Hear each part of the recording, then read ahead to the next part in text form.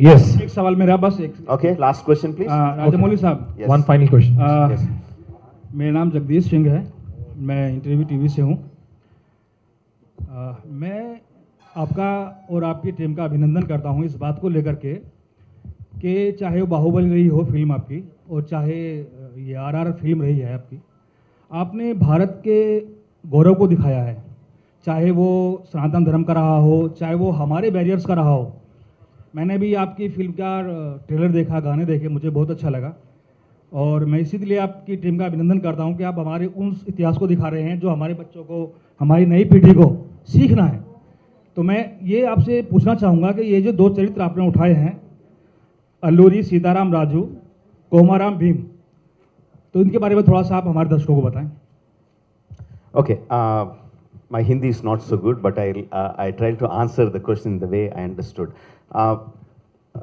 Generally, from my childhood, whenever we learned the stories of ancient India, how they were portrayed, how world perceived India, was like it's a dusty place, it's a country of poorness, it is a country of sick people.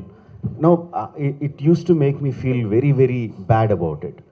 The British newsreels, if you take the archives, no, it always showed India as an third world country and no, those kind of things. Of course, a part of it was true, but at the same time, I was taught from my childhood, India has a rich history, India has a rich culture, and just plain richness. India had so much of richness. And if you read other historians, if you take, I forgot the name of the Dutch explorer who came to South India, and he wrote the annals of Vijayanagara Samaraja in South, ruled by Krishna Devaraya. In that he writes, he went into the houses of commoners, house of the commoners, and he found that everyone, males and females, wore anklets made of gold. Okay, this is truth. This is the truth. This is a fact that was recorded in history. And he also wrote that middle class people had the bathing vessels made of gold. No, that is what the culture, what is the history of India. But that was never shown. That was never told. So I thought, okay, why should I take a Westerner account of what India is? No, I'll take account of what I was taught in my childhood, what I would imagine my country would be, what I imagine my freedom fighters would be.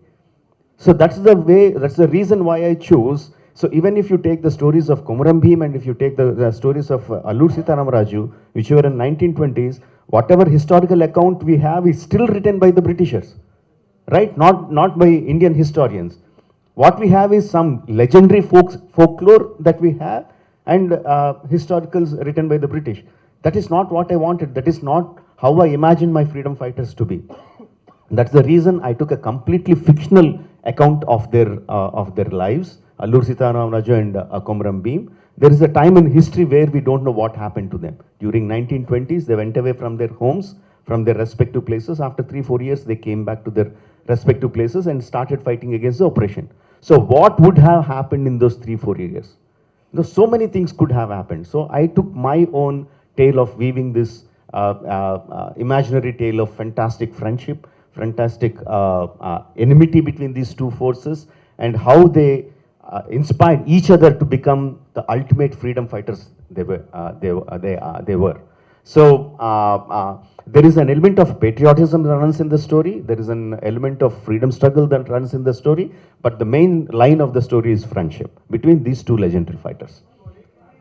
Thank you. Thank you very much. I request everyone to please come forward for the